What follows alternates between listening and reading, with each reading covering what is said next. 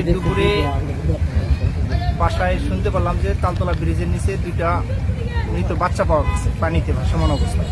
তো তৎক্ষণাৎ আমি তাড়াহুড়ো করে এখানে আসলাম দেখার জন্য। এসে যেটা দেখতে পেলাম যে দুই পাশে দুইটা বাচ্চা পানি থেকে উঠিয়ে ডাঙ্গায় তুলে রাখা হয়েছে। সেটা আমরা দেখলাম। বাচ্চা দুইটার বয়স আনুমানিক সকলেই ধারণা করতেছে যে 6 থেকে 7 মাস বয়স হবে।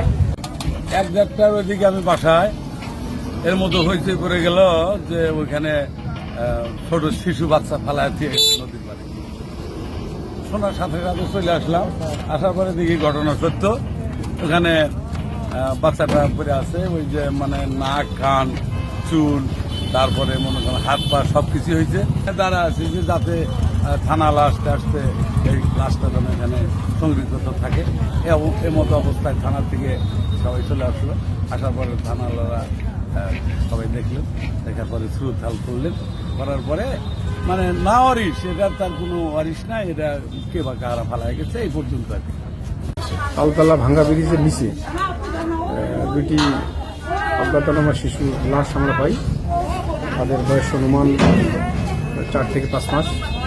কে বা কাহারা ফেলাই দিয়ে গেছে অজ্ঞাতনামা। আমরা লাশের সুতার রিপোর্ট সম্পন্ন করতেছি। পরবর্তীতে কর্তৃপক্ষের সঙ্গে কথা বলে আইনগত ব্যবস্থা গ্রহণ করা হয়েছে।